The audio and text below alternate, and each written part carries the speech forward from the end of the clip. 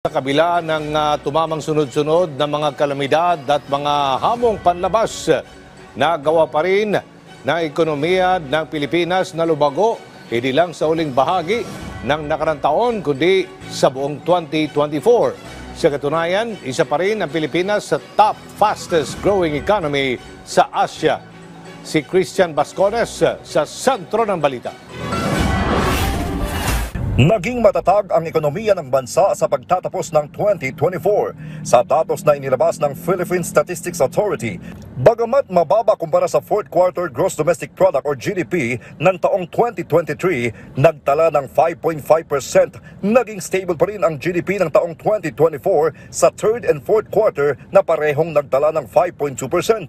Sa kabuuang taon, mayroong GDP growth rate na 5.6% ang bansa. Malaking tulong sa year-on-year growth o paglago ng GDP ang wholesale at retail trade, motor vehicles at motorcycles repair na may 5.5%. 8.5% naman ay galing sa aspetong pinansyal at insurance at 7.8% naman ay nanggaling sa konstruksyon at infrastruktura. Sa third quarter ng nakaraang taon, may mga pagbabagong nakita sa GDP ng bansa. Sa sektor ng edukasyon na mula sa 2.6% ay tumaas sa 4.1%. Mula sa 2.8% na tumaas naman sa 3% para sa manufacturing, habang 9.1% naman mula sa 8.8% para sa financial and insurance activities.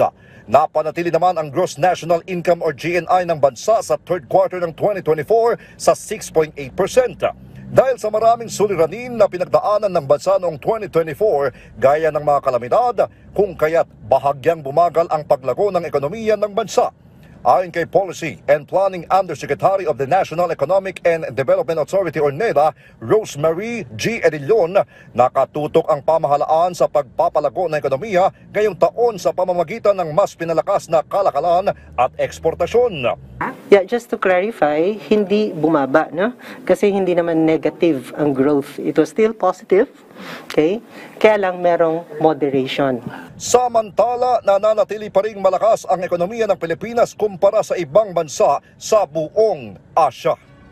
Christian Bascones para sa Pambansang TV sa Bagong Pilipinas.